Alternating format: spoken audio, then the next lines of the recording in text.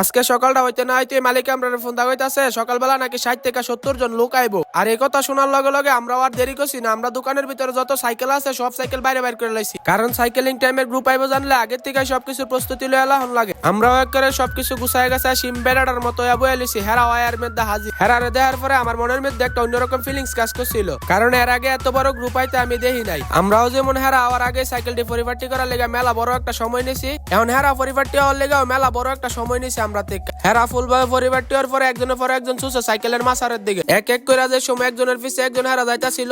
এই দৃশ্যটা যেমন আমরা দেখে মজা পাইতাছি তার থেকে বেশি আনন্দিত হইতাছে হেরা। বাইরে ভাই সৌদি আরবের ফ্লো আনতে যে সাইকেল চালানোর লেগে কি বড় পাগল, এটা আপনারা নিজের চোখে না দেখলে বিশ্বাসই করতেন না। এক এক দেশের এক এক নিয়ম, যেমন আমরা বাংলাদেশের ফ্লো আনতে বাইকের লেগে অনেক বেশি পাগল, তেমনি সৌদি আরবের ফ্লো আনতে হইতাছে সাইকেলের লেগে অনেক বেশি পাগল। এই যে আপনারা শোর সামনে এত বড় একটা সাইকেল র্যালি দেখতেছেন, আর আমরা বাংলাদেশ হইলে সেম সেম এটা বাইকের র্যালি হইলে যে জায়গায় আমরা বাংলাদেশের মানুষ একটা সাইকেলটা মূল্যায়ন করি না, সেই জায়গায় সৌদি আরবে তো উন্নত দেশ হয়েও সাইকেলটা অনেক বেশি মূল্যায়ন করে।